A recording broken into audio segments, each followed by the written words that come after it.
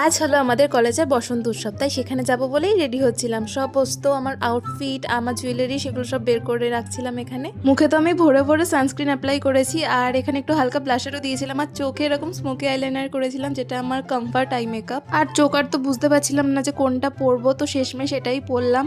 আর এখানে মা আমাকে খাইয়ে দিয়েছে, কারণ সকালে পড়াতে গিয়েছিলাম, তাই আমার আর খাওয়া হয়নি। বেরোতে বেরোতে প্রায় আমার 1:30টার বেশি বেজে গেছে। আর এই রাস্তা দিয়ে যাওয়ার সময় আমাকে করেছিল কুকুরে তাড়া, মানে ওইটুকু টাইমে আমার জাস্ট ঘাম ছুটে গেছে। তারপরে এখান থেকে গিয়েছিলাম আমার একটা ফ্রেন্ডের বাড়িতে, ওখানে আমরা সবাই এসে মিট করলাম। আগেরবার তো তাও দেখলাম যে অনেকে নাকি বসন্ত উৎসবে শাড়ি পরে এসছে, বাট এইবার যা দেখলাম বেশিরভাগই কিন্তু ওয়েস্টার্ন আর এথনিক পরে গিয়েছিল, আর প্রায় সবাই বলতে গেলে হোয়াইট পরে এসছে। আমরা গিয়ে দেখি যে অলরেডি বক্স টক্স বাজা শুরু হয়ে গেছে, কিন্তু তখনও ডিজে এসে পৌঁছয়নি।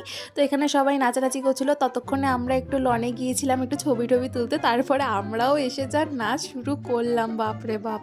এইবার না খুব একটা ভালো গানগুলো আমার পছন্দ হয়নি, মানে ডিজেটা আমার অত ভালো লাগেনি, বাট আমরা নিজেদের মধ্যে কিন্তু বেশ ভালো মজা করেছি। প্রথম দিকে তো সব ঠিকঠাক ছিল, লাস্টের দিকে সবাই একে অপরকে ভূত বানিয়েছে।